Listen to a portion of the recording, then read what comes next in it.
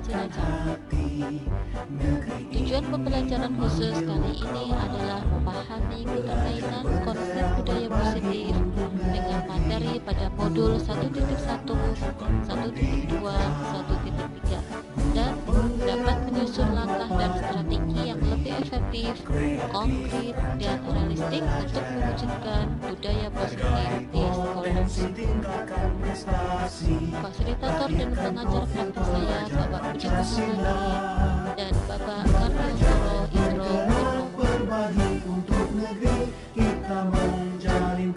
Kaitan dengan modul sebelumnya, bahwa pendidikan menurut Ki Dewantara adalah memberikan tuntunan terhadap segala kekuatan kodrat yang dimiliki anak agar ia mampu mencapai keselamatan dan kebahagiaan yang setinggi-tingginya, baik sebagai seorang manusia maupun sebagai anggota masyarakat.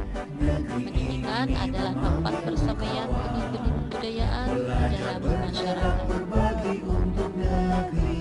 Kemudian, pendidikan yang berpihak pada anak itu adalah bebas dari segala ikatan, dengan suci hati mendekati sang anak, bukan untuk meminta sesuatu hak, melainkan untuk berhamba kepada anak, seperti yang dinyatakan oleh Ki Hajar Dewantara tahun 1922. Seorang pendidik ibarat petani yang hanya menuntun tumbuhnya tanaman, memperbaiki kondisi tanah, memelihara tanaman, memberi pupuk dan air, membasmi ulat atau jamur yang mengganggu hidup tanaman.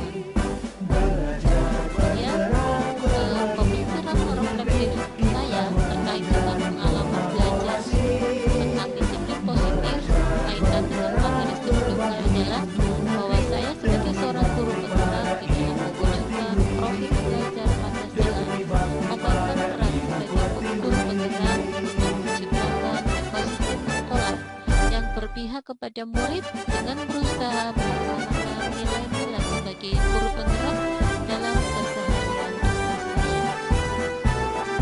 Terkait dengan hal tersebut, saya membuat visi sebagai calon guru penggerak, bahwa sesuai dengan pemikiran Ki Hajar Dewantara, saya sebagai calon guru penggerak memiliki visi yang berpihak kepada murid dengan pendekatan industri apresiatif teknik baca, dengan mengelola perubahan positif untuk mewujudkan visi tersebut.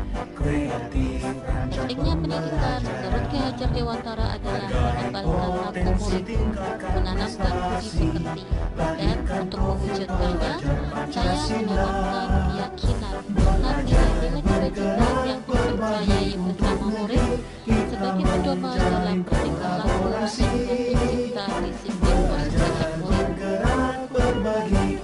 Kemudian, pemikiran reflektif terkait dengan disiplin positif.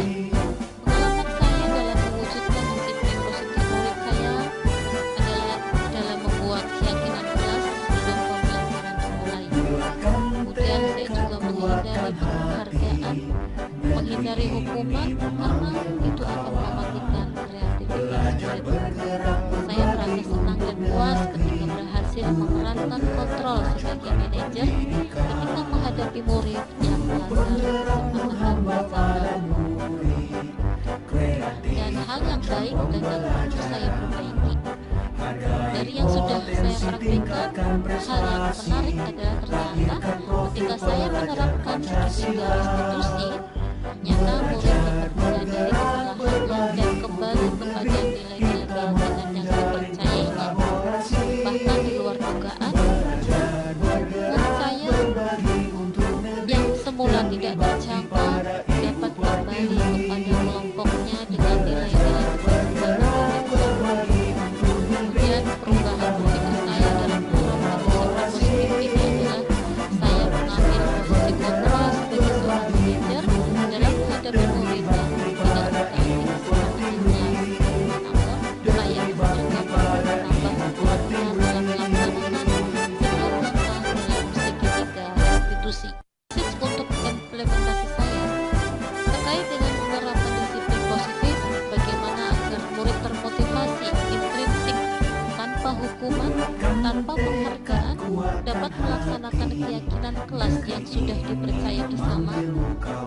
Menurut saya ini membutuhkan proses dan ketelatenan sebagai guru dalam meningkatkan keterampilan untuk melaksanakan setiap langkah dalam sekretaris konversi.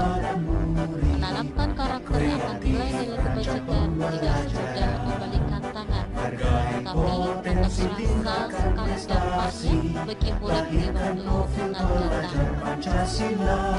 Kemudian saya juga merasakan adanya tantangan. Tantangan yang saya hadapi adalah perbedaan cara pandang dan menjawab mengenai hal ini. Berbenturan dengan kebijakan sekolah atau mungkin kondisi murid di berbeda datang. Kemudian untuk mengatasi tantangan tersebut, hal yang saya laksanakan bentuk refleksi dan implementasi praktik baik yang saya lakukan. Diskusi terus dengan kepala sekolah terkait dengan disiplin positif, juga memahami dan memperlakukan murid sesuai dengan materi masing-masing. Kemudian keterhubungan masa lalu dan masa yang akan datang. Dengan pengalaman belajar saya tentang disiplin positif, hal yang saya harapkan di masa yang akan datang yang berbeda dengan masa yang lalu adalah menghindari hukuman, di mana sudah hanya pernah sebelumnya menghukum murid karena melanggar kesepakatan. Sesuai dengan pemikiran belajar di Utara bahwa pentingnya menanamkan karakter pada diri murid dengan memunculkan motivasi intrinsik dalam setiap perilaku murid, sehingga akan menjadi budaya positif dalam ekosistem sekolah secara keseluruhan.